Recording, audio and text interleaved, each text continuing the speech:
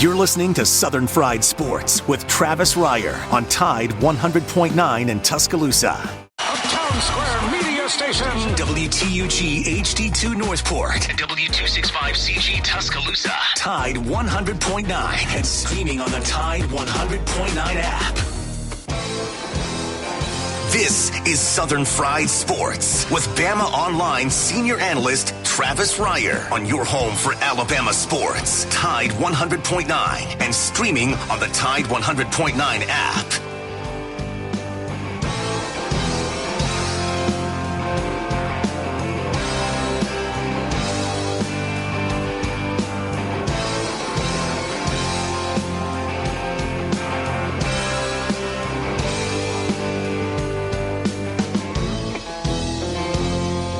Make it through this year, I think I'm gonna put this bottle down. I guess as time goes on, I'll grow to miss it less than I will now. And I think I'm gonna tell her that I'm gonna go away for a while, till I can get this demon out. It is 11 a.m. on a Friday morning. It is time once again for Southern Fried Sports on your home for University of Alabama Athletics. Tide 100.9 FM. Travis Reier, senior analyst for BamaOnline.com, with you weekdays from 11 a.m. until noon. The show, as always, brought to you by Peterbrook Chocolatier out there at 1530 McFarland Boulevard North in the Indian Hills section of Tuscaloosa. What a big week. You can kill so many birds with just one stone this week at Peterbrook Chocolatier. You got Teacher Appreciation Week. You got Nurses Appreciation Week. And, of course, you've got Mother's Day on Sunday. So get by there. Knock it all out. Peterbrook Chocolatier, 1530 McFarland Boulevard North. Joined on the program by the executive producer of Southern Fried Sports, Jacob Harrison. And together we combine to form the 60-minute of sports talk radio. Is there a sense of emptiness for you going into this weekend, Jacob, after so much lead up into the last weekend and the NFL draft and just NFL football talk in general? Is it a bit of a letdown for you this weekend, Jacob? No, I think I'm just going to take advantage of the opportunity to get some rest in, to be honest. There you go. Recharge. It's the start of a long off season.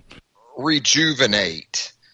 Maybe get a couple of minor procedures performed after the wear and tear of the draft season, and get ready for the run-up to the 2021 football season. Certainly college football, a big part of that as well. We're going to talk a lot of college football on the program. We tend to do that here on Southern Fried Sports. You're welcome to do it with us at 205-342-9904. That is the Peterbrook Chocolatier studio line. If you'd like to jump on board again, welcome, one and all. We're going to talk with Charlie Potter, my colleague there at BamaOnline.com, coming up in our very next segment. A lot of things to get into with Charlie. Have been some newsy items in relation to Alabama football the last couple of days.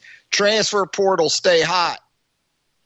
The transfer portal definitely stays hot, and that's the case once again on Thursday as we learn redshirt sophomore cornerback Brandon Turnage now looking to explore opportunities elsewhere. This on the heels of another corner a couple of weeks ago. Almost immediately after A-Day, you heard from Ronald Williams, the junior college transfer from a year ago. He, too, looking to make a jump. So we've talked about the numbers. We've talked about the competition at a myriad of positions on this Alabama football team. So not surprising. And I'll tell you what, Brandon Turnage can play.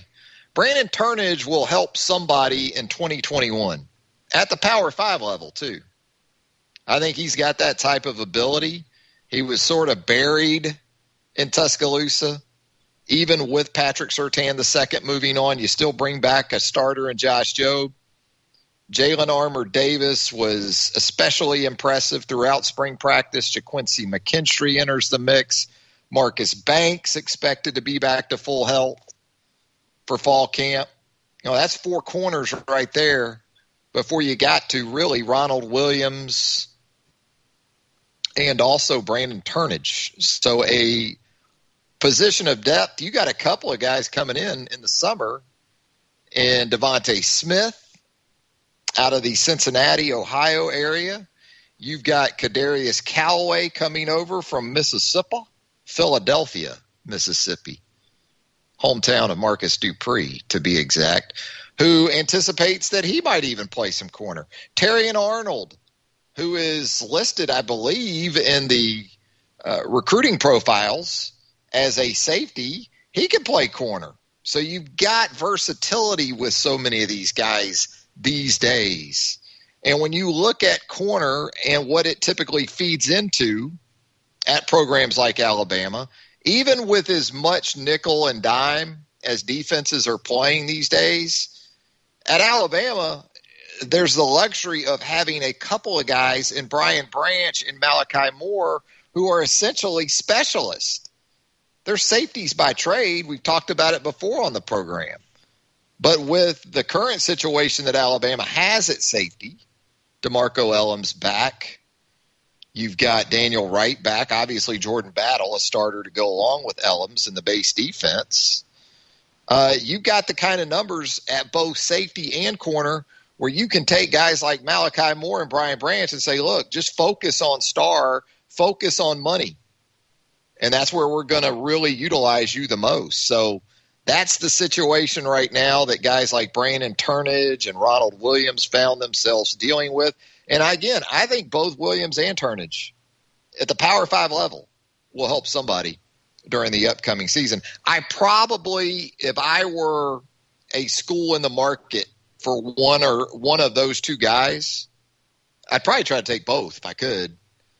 But if I were going to pick one, I'd probably go with Turnage because with the free year last season, he still has, theoretically, he has 4 years of eligibility remaining. So you're still getting what is basically a redshirt freshman from the Alabama program that has had 2 years under the tutelage of Nick Saban and that defensive staff. 205-342-9904. That is the Peterbrook Chocolatier studio line. You also had Nick Saban in South Alabama last night. Looked like Nick was pretty much humored, wasn't he?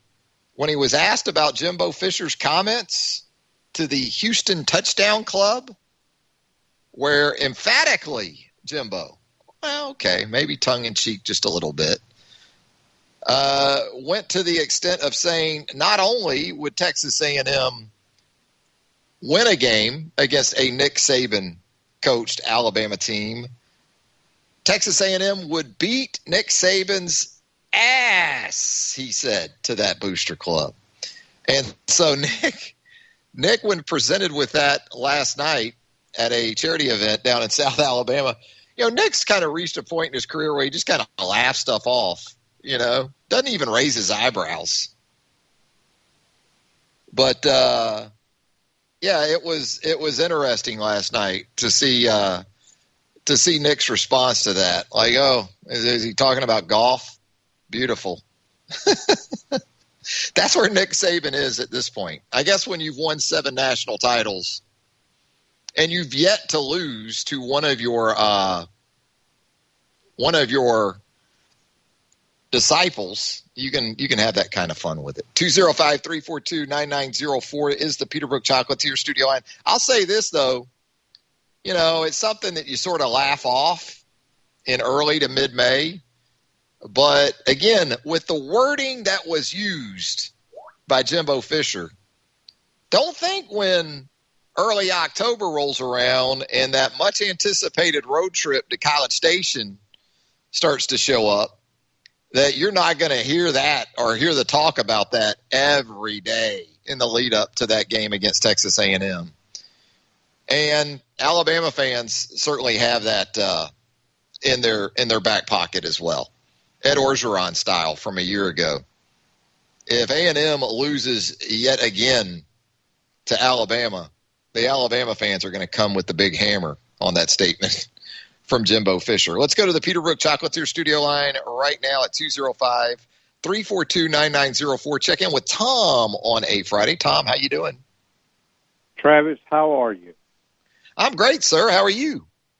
I'm great today because Peterbrook saved me and made me a hero. Yeah, well, we're proud of you, Tom. Thank you so much for doing that. And they will do that over there. They will make you look good, Tom. Like Jacob did after the draft. Oh, gosh. I strutted this morning because I am, listen to me carefully, the hero. How are you doing, Travis? I'm great. You're like me. You like to go to one place, knock it out, and not only knock it out, but you look like Superman in the process, you know? Check this out. So it's a good thing. I don't want anybody to get mad at me for this being an infomercial, okay? All right. But I do gifts like one shows up Wednesday, one shows up Thursday, then one shows up Friday, Saturday, and then the big one on Sunday, right? Wow, absolutely. That's me. And so I called Peterbrook. I said, I really need you to ship me. And they did it, and it did right on time. Nice. Well, we're glad to hear that. Okay, I'm gonna quit saying anything because I know that's okay. Right. You sure? Yeah. What else? No, you're good. What else you got for us? I need to send Jimbo a message via your show. Go ahead. Jimbo, you're dealing with a bunch of elephants over here in West Alabama. We don't forget. And then my second message is this. Dear Jimbo, sticks and stones may break our bones, but words will never beat Bama's ass. See you, Travis. All right, Tom. There he goes. You know, and look, I'm not going to put too much into that statement, into those comments from Jimbo. But Nick Saban loves it, man. You don't think Nick Saban, he loves to hear stuff like that. Probably as much as anything because it just sort of reaffirms that how rent-free Nick Saban in Alabama lives in some of these guys' heads these days, and how much the emphasis, how much the focus is on Alabama. And you know what happens a lot of times when you do that, by the way? 2 weeks before the visit from Bama, what happens? Somebody sneaks up on you. And then what happens a lot of times the very next week? A team gets all built up for Alabama, and it doesn't go as hoped. What happens that next week? How many times has Nick Saban coached Alabama beaten teams twice? Now, I'll give Jimbo credit for that in 2020. Came into Tuscaloosa early and got smoked by 28, but held it together, got that big win over Florida, and showed some bounce back, showed some resiliency. More often than not, though, that's not the case. Too many times opponents of Alabama roll into that next week or two, and it turns into a couple of L's. And that's where A&M has to be careful, too, with all of this in the lead up. And I'll say it again. Here's the thing for Alabama, too, as much as that game's going to be talked about. I think that road trip to Florida on September the 18th has potential to be at least very interesting, because I don't think there's any way Florida defensively is going to be as bad as that Florida defense we saw last year. They returned Ventrell Miller at the middle linebacker position. Kaiir Elam, expected to be one of the better cornerbacks in all of college football. They've got to improve some things in that secondary at the safety position. You're going to have some adept edge pass rush with Cox back. You got a couple of grad transfers on that defensive line. I think that could be a very interesting trip for Alabama on September the 18th. Yes, you will have seen Miami in the season opener in Atlanta. So you will have given Bryce Young that opportunity to get his feet wet, at least in a neutral site environment against a Power 5 opponent. But that road trip to Gainesville, where I see on the secondary ticket market right now, tickets for Alabama, Florida in Gainesville on the secondary market, somewhere in the neighborhood of $200 right now. We'll see as that gets closer. 205-342-9904. Had a tough day for Alabama athletics and the university, and certainly Alabama softball yesterday with the passing of Ann Rhodes. We talk about Peterbrook Chocolatier. Miss Rhodes was a loyal customer over there at Peterbrook. So I know the chocolate lady, when I informed her yesterday of the passing of Miss Rhodes, she was pretty upset to learn of that. Of course, Ann Rhodes and her late husband, John, they have their names on the stadium there for Alabama softball. John and Ann Rhodes Stadium. Very fitting that Alabama would go out last night and blank Ole Miss 8-0. Another Ocho run rule job for Patrick Murphy's team. 8 straight win for Alabama. Now 40-7 overall and 16-6 in the Southeastern Conference. Montana Fouts with a 2-hit shutout, 8 Ks. Only 8 Ks because she only pitched 5 innings. She was headed for double-digit strikeouts again, just got cut short by the 5 innings. Montana Fouts now 18-3 on the season with a 1.67 ERA, and we've talked about here in the last week or so getting production throughout the lineup. Every Alabama starter had a hit in the game last night. Savannah Woodard with 3 RBI. Game 2 tonight there at the Rhodes House, 6 o'clock. And the finale with Ole Miss tomorrow at 11 a.m. That game, by the way, will air on the SEC network. Got some pretty big baseball taking place up in Nashville this weekend as well. Alabama on the road taking on a Vanderbilt team that right now is tied with Tennessee atop the SEC standings. Or the SEC East for sure, yeah. And so a real challenge for the 11-10 in the SEC Alabama baseball team. Speaking of baseball, we'll have to ask Charlie Potter about his bipolar Braves. What about the Braves, man? Up and down. Get swept by the Blue Jays, stay on the road, sweep the Nationals. It's Atlanta Braves baseball in 2021 to this point. Had some heartbreaking news from Huntsville this morning as it relates to high school sports. The Northridge girls soccer team was up 2-1 in a Class 6A state semifinal match against St. Paul's of Mobile. 2-1 lead, 20 minutes to go in the match, and St. Paul's scores 2 goals, including one, the game winner, with 26 seconds left. And our Northridge girls soccer team this morning falls in the 6A state semifinals 3-2. Hey, when we come back, we're going to talk with Charlie Potter, my colleague there with BamaOnline.com. We'll get his thoughts on the Brandon Turnage news, which he confirmed for us there at Bama Online yesterday. We'll talk some Alabama football in general. We'll have a lot of fun with Charlie Potter when Southern Fried Sports, presented by Peterbrook Chocolatier, returns right here on Tide 100.9 FM right after this. Now. Tide 100.9 Tuscaloosa weather. What a beautiful day, a sunny afternoon, the high 71. Clear and cool tonight, the low 49. Tomorrow, sunny with a high at 77. Sunday, partly sunny during the day, then showers and thunderstorms arrive Sunday night. Sunday's high at 81. I'm James Spann on the ABC 3340 Weather Center on Tide 100.9. It's 68 degrees in Tuscaloosa. Tide 100.9. For more coverage of Alabama football, visit us at Tide100.9.com or download the free Tide 100.9 app. The Crimson Tide will not be denied.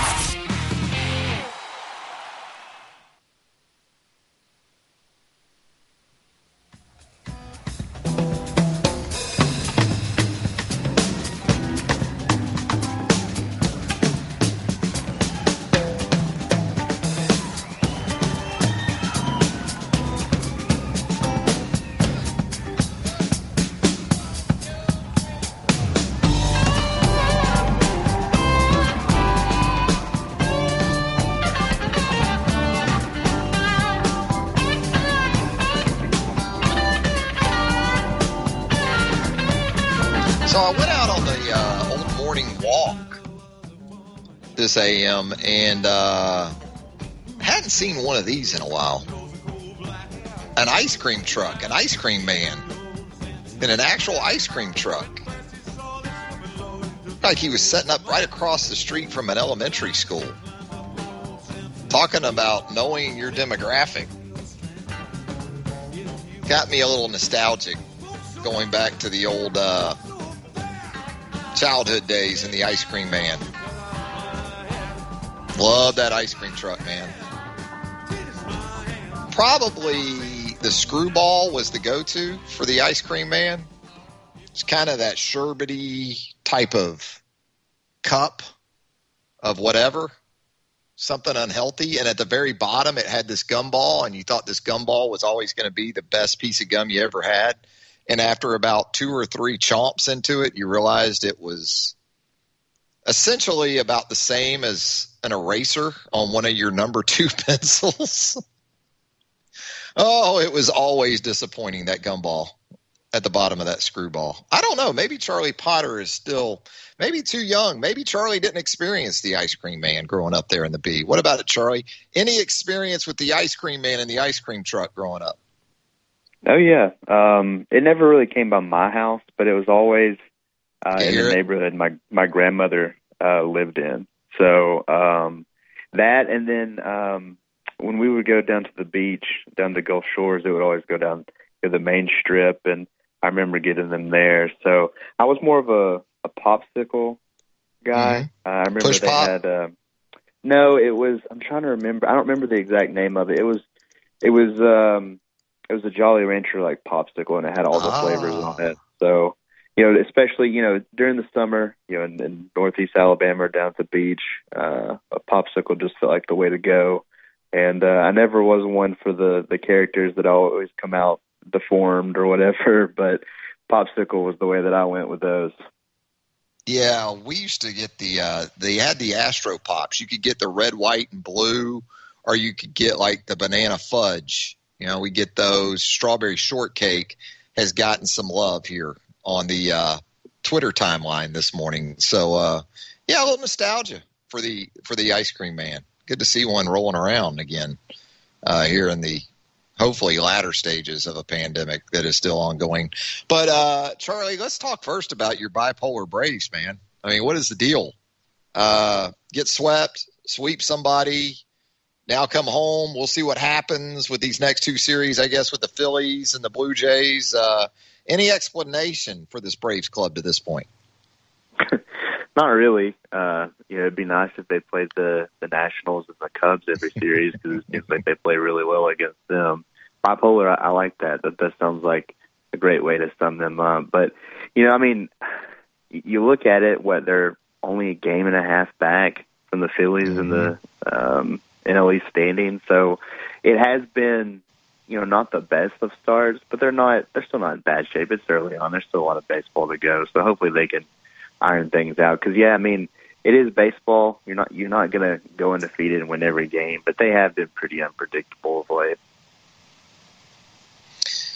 We talk about Alabama football, and we hit on this in the opening segment too, but if you had done maybe an overview of this Alabama football team and this roster coming out of spring practice and knowing the numbers and the quality of the numbers at a lot of spots on this team, would cornerback have been one of those places where on April 17th you thought, there could be some movement here, because you do have Josh Jobe coming back and Jalen Armour-Davis. You've got this mix of both youth and experienced talent, and you kind of consider the way in which corners are going to be able to be used, it looks like, in this defense in 2021, maybe even into 2022.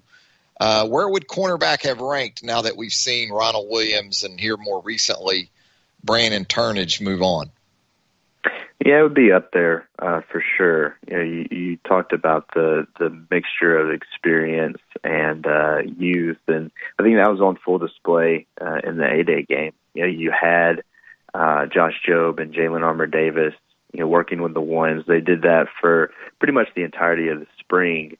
And then I know he wasn't able to participate in the game, but Marcus Banks was there with the twos, along with a newcomer in JaQuincy McKinstry. So just seeing Kool-Aid work with the twos and do that pretty regularly kind of, was the writing on the wall that maybe some of these guys that have been in the program for a couple years or more would maybe look elsewhere this offseason, because it is a deep position group. You still have guys like a Jacquez Robinson, who we saw, work at Star with the twos, and then he was, working some with the ones because Malachi Moore and Brian Branch didn't play in the 8A game. You still have guys like Kyrie Jackson and Devontae Smith coming in the summertime. So I think that guys that were kind of stuck with the threes, so to speak, kind of saw the writing on the wall, and that wasn't all that surprising. I had a hunch that at least one of them would enter the transfer portal, and a guy like Ronald Williams, being a junior college transfer, his window's not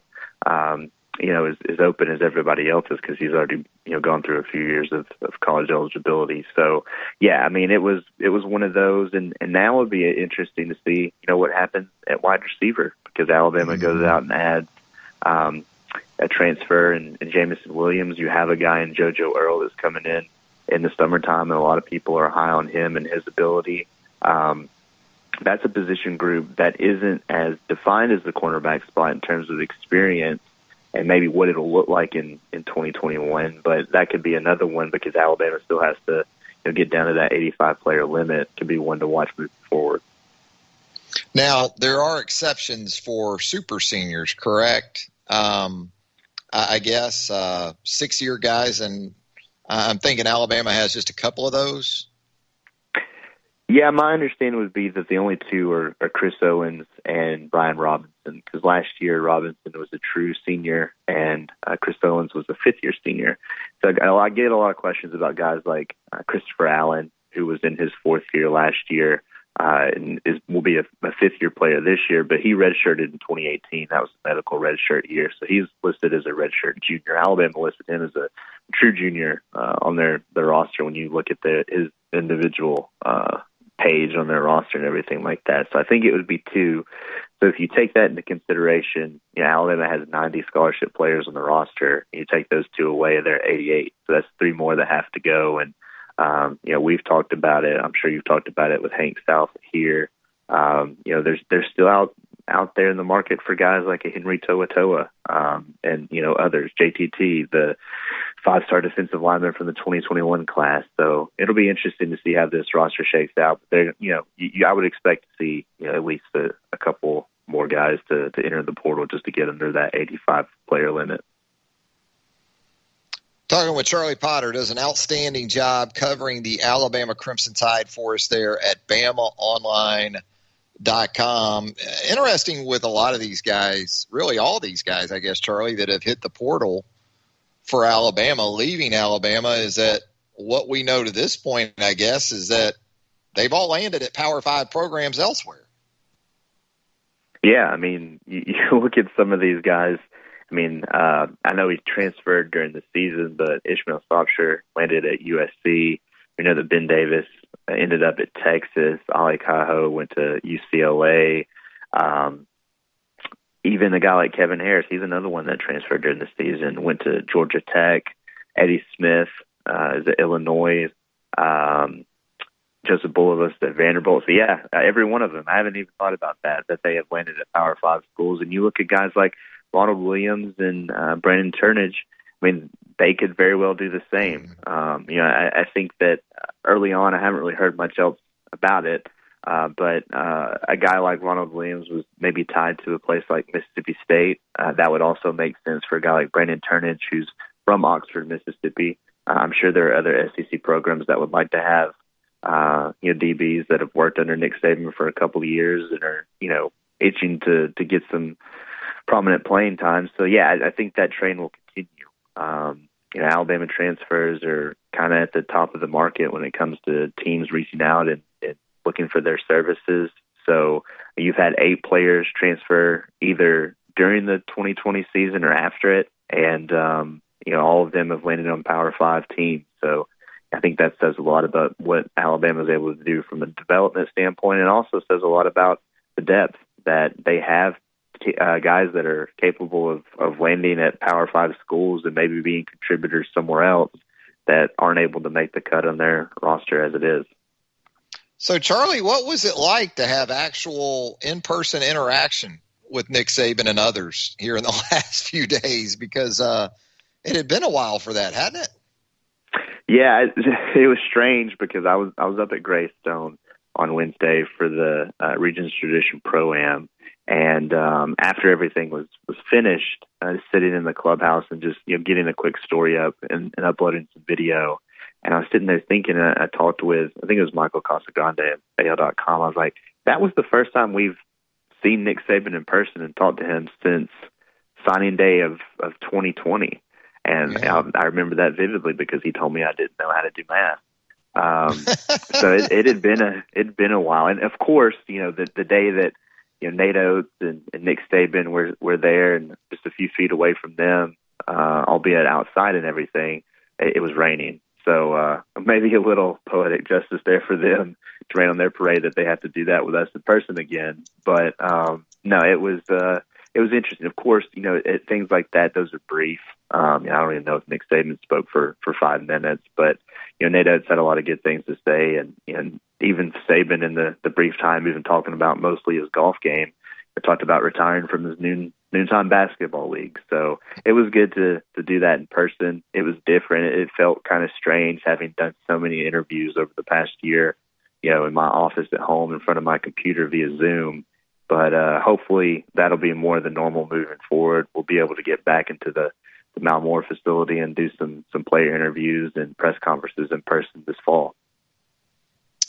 When we do hear from Nick Saban and he's asked about this quarterback situation that he has, he still hasn't gone as far as to just outright say in plain terms that Bryce Young is our starter. But you talk about a formality at this point, just in the way he talks about the situation. Seems like that's pretty much a done deal.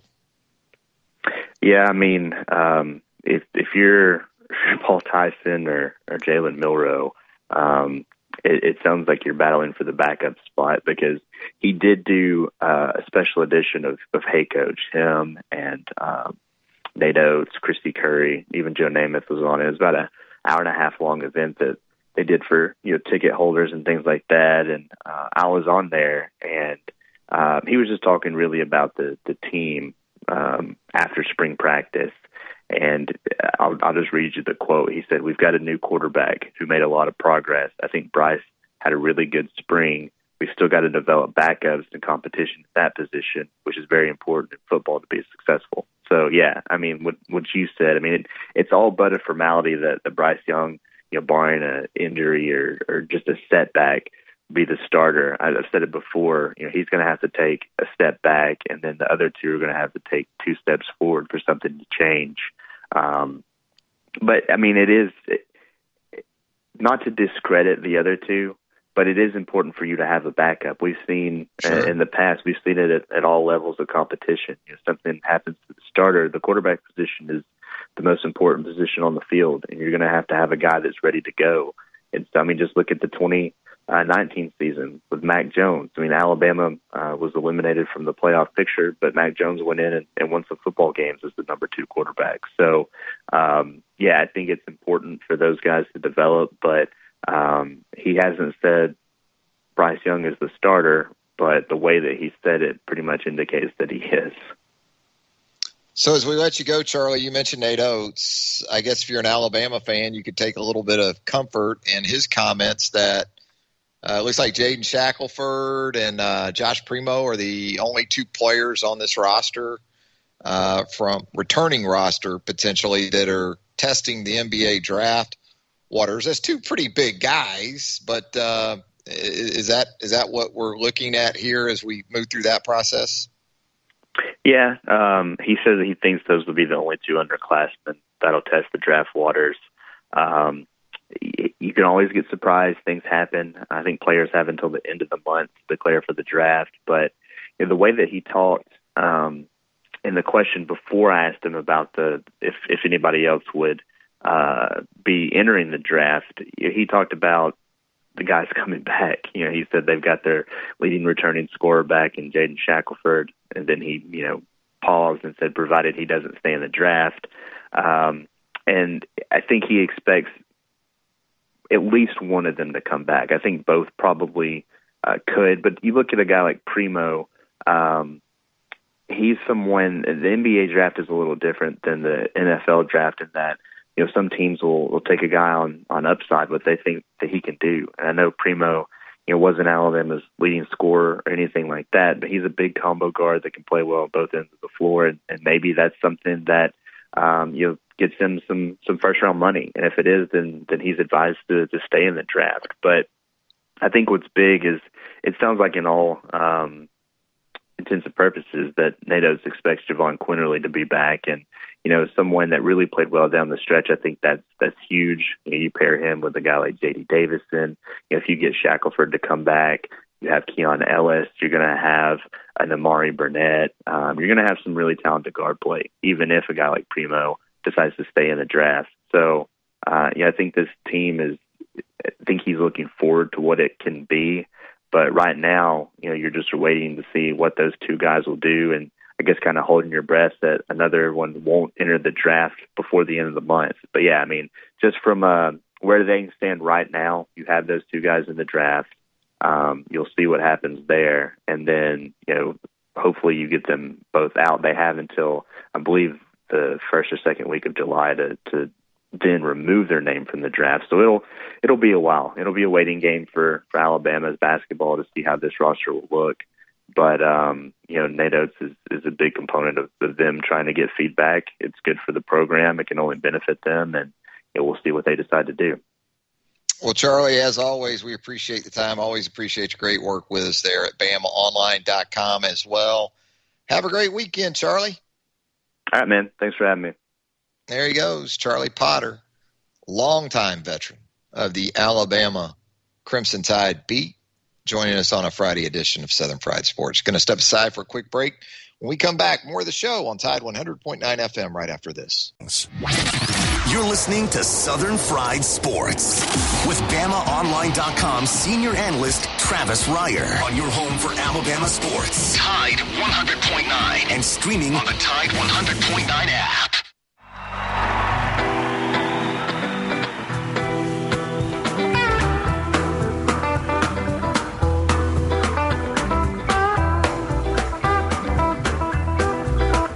Me and my uncle went riding down South Colorado, West Texas bound. We stopped over in Santa Fe that day in the fall, just about halfway. Hey, it was the hottest part of the day. Back with more of a Friday edition of Southern Fried Sports right here on Tide 100.9 FM. We got some important updates for you. That's right. The Ice Cream Man thread on the Twitter that I started this morning, asking the question, what was/is your Ice Cream Man go-to treat? Jacob Harrison, I see here, has chimed in with a Spider-Man treat. It looks like the same type of stuff. I call it stuff because I really don't know what's in that screwball, but it looks like the same type of stuff, except the Spider-Man version has 2 gumballs, Jacob Harrison. 2 gumballs. There you go. Bryant Horn taking exception with you, though, here, Jacob, and says you got to go with the Choco Taco when the Ice Cream Man rolls around. So some important input that we're getting here on the Ice Cream Man thread. Gary on the Twitter, at Gary RTR, he says he likes the screwball and he likes bomb pops. And Joe Toomey, pal of the show, Flintstone push-up or the Mickey Mouse ears. Chef Shannon Gober on the Twitter. I mean, we got to take Shannon with an exceptional level of expertise here. He is, after all, a chef, for crying out loud. John's City Diner over there in the Birmingham area. He says the original drumstick has to be on there somewhere. Yeah, I can go drumstick. Go drumstick any day of the week, chef. That coupon picture has coupon saving 5 cents. Yeah, you can save 5 cents on the drumstick. We also called those Nutty Buddies. We called those, And then they really took on an extra level of deliciousness when they started to put the little bit of chocolate at the bottom of the cone there as your capper on those drumsticks. They evolved, the drumstick did. We're going to head to our final break. Maybe we'll ask Pops for his ice cream man treat selection when we come back with more of a Friday edition of Southern Fried Sports Radio on Tide 100.9 FM right after this.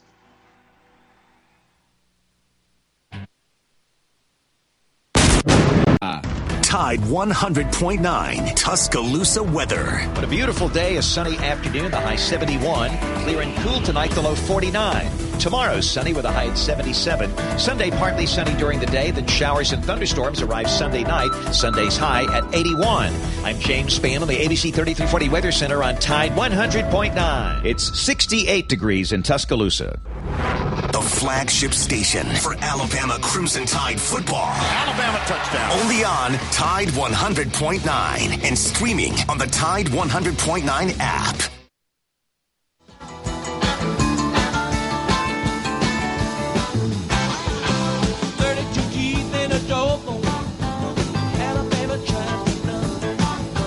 Today in 1946, one of the two drummers for the Grateful Dead, Bill Kreutzmann, 75 years old today, Billy.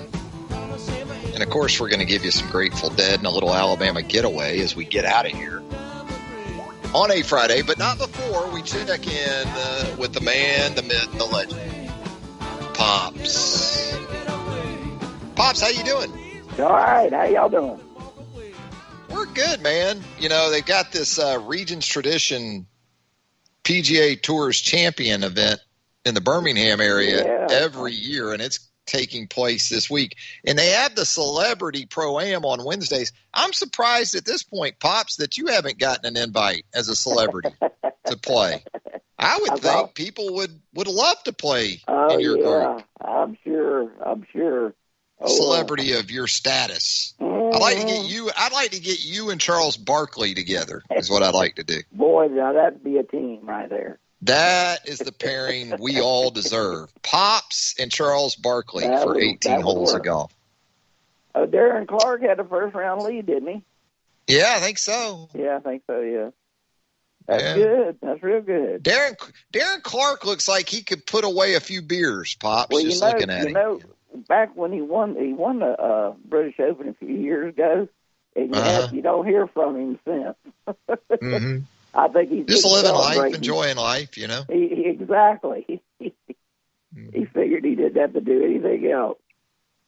Speaking of downing beers, I understand it was the first Thirsty Thursday for your Jacksonville Jumbo Shrimp last night, and you were absent. You didn't make it. I believe it or not, I wasn't aware of it until you brought it to my attention. You mean your white nationalist friends didn't alert you, Pops? I know. They usually let you drive them down there, don't they? Don't you usually? You're the wheelman usually for that. Well, they got that limited ticket right now, so I don't know. Maybe you got to close out or what. Yeah. Those guys may be ditching you, Pops. They may be ditching you. That'd be okay, too. That would be okay. I wouldn't have a problem with that at all. Oh, Pops. Yeah. Hey, Pops. Pops, we're talking about favorite ice cream man truck treats. I'm sure you had yours growing up. What did you have a go-to when the ice cream truck would come around? A favorite treat? I always liked that orange. What was like sherbet? It's like a screwball. Yeah. Yeah, something like. That was what I looked forward to. It had a gumball at the bottom. Yeah, exactly. That was a screwball. So I guess I came about that honestly because that's my favorite. I can't believe it was yours too.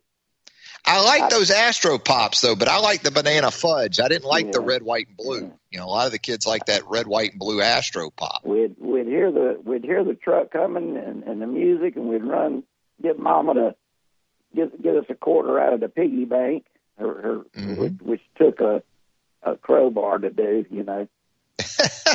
And but we heard that music on that truck, and we knew to run in and get some money. Mm-hmm. Oh yeah, I mean we would kill each other trying to get out there. You know, Eddie Murphy, the comedian, years ago, one of his earliest stand-up acts that really propelled him to stardom. If you haven't seen it, I think most people have, of 30 years or plus, age 30 and up. The Ice Cream Man bit that he does as a part of his stand-up routine from the 80s is iconic. Yeah. Hey, speaking of comedians, who's your favorite comedian of all time, Pops? Oh my! You know, I like Don Rickles, but not a few minutes of him. You know, he'll wear you out. I can't take him for 30 minutes. You know, but he's crazy. And I also like the guy that showed me no respect. What was his name? Rodney Dangerfield. Rodney Dangerfield. I mean, that guy in that movie he made at school. He was, you know, went back to college or whatever. Back to school, yeah. Oh, back to school. God. He was a diver. Yeah. And I also like the triple Lindy that he hit at the end. Yeah. Yeah, but I also like the what's his name that would always get in a fight with his guy that took care of his house. I can't even think of his name. You know who I'm talking about. I'm trying to think. The guy who always got in a fight. He'd walk through the door and he'd get attacked by him. Oh man, I'm drawing a blank, Pops. You know, Richard Pryor, George Carlin, and probably Eddie Murphy would be my top three of all time. He wasn't really a comedian; he was an actor.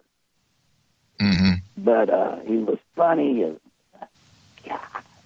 old age. Yeah. You know. Well, you know. I'll think of it. Speaking of Father Time, what about Albert Pujols getting reassigned by the Angels? Did you see that? I mean, what is going on? You know, I can't read the box scores in the paper. The print is so small. You know, I love to read the box scores in the paper, and I can't even read them because it's so small. Now I've got a magnifying glass. It's too much work to try to. Because I'd keep up with all these guys. Apparently, he's not doing well. Well, he'd had 5 home runs, but he was hitting under 200. And, you know, Father Time, Pops. Yeah. He comes for everybody, Pops. It's hard to believe he's in his 10th year with the Angels. You know? Yeah, I mean, that deal, he got $240 million for that, which that was a lot of money at the time. Yeah. Now you got Trout and Tatis and some of these other guys. And that's why, again, Ronald Acuna Jr.'s deal with the Braves is the most club-friendly contract in probably all of professional sports, because he's probably a top 5 player in his sport right now, Pops. Yeah. And they locked him up for 10 years, $100 million, $125 million. Right. So he's making like $12.5 million. He's making half of what Albert Pujols is making this year. Half price, yeah. Yeah, and he's still got 7 or 8 years to go in that deal. I know Atlanta got away with it there, that's for sure. But hey, the boy can play. I'm telling you. Pops, your coach Urban Meyer of your Jacksonville Jaguars said earlier this week that Trevor Lawrence would have to earn the starting job. Pops, not just going to give it to Trevor. Pops, he's got to earn it. I'd like to know who he's going to compete with. Jackson DeVille, the mascot. That's who he's competing with. Yeah. I mean, and he lives right down the street from Tebow, you know. Said Trev's got to earn that job, Pops. Yeah, Trevor's got to earn it. Yeah. Yeah. I wonder what Shad Khan, the owner, thought of that statement. He probably laughed, you know. Yeah. I wonder why they got rid of all the scouts. That Balky, he fired all 4 of them. Yeah. Well, you know what? I read that you had some Jacksonville Jaguar scouts that were released of their duties. But I got to say, some of those guys had been with the Jags since their inception. Yeah. And if you're in scouting and you go 25 years with the same team, you just got to look at that as you won. And you just move on. I mean, scouts come and go every year, Pops. Oh, I know. One of them had 24 years service. That's what I'm saying. If you had 24 years with the same club, and it's not like the Cowboys or somebody, I know. You did pretty good. You wonder. I mean, I don't like to see anybody lose their job, but 24 with the same team, that's crazy. And look at all the coaches they've had. Yeah. And they've that's what remained. I mean. General managers. Yeah. Yeah. All right, Pops, you ready for Mother's Day? You set up? You got it taken care of for Nana? I got to run after I talk with y'all and see if I can't you going find up a to the card Winn-Dixie? somewhere. Yeah. Grocery store flowers and some Skittles. Yeah, I'm looking for some Skittles, a bag of Skittles. I'm kind of the Urban Meyer of this year's Mother's Day activities. I've been named head coach of that. Well, and you're the coordinator for cleanup. You're the coordinator for cleanup. An interesting Mother's Day this year, that's for sure. All right, Pops. Well, have a good weekend. Man. We'll talk to y'all later. Pops. That's going to do it for a Friday edition of Southern Fried Sports. Thanks to Pops. Thanks to Charlie Potter. Thanks to Jacob Harrison. Thanks to you for listening. The Lunch Whistle on this Friday. Southern Ale House, 1530 McFarland Boulevard North in the Indian Hill section of Tuscaloosa. They're great every day of the week. Mother's Day, Saturday, today for lunch. If you're jumping in the rig trying to figure out what you're going to have for lunch, well, Southern Ale House, centrally located right there in the Indian Hill section of Tuscaloosa. So many great options from which to choose, and they're going to take great care of you. Great customer service there at Southern Ale House as well. Until 11 a.m. on Monday. Have a great weekend, everybody. Alabama, get away, get away.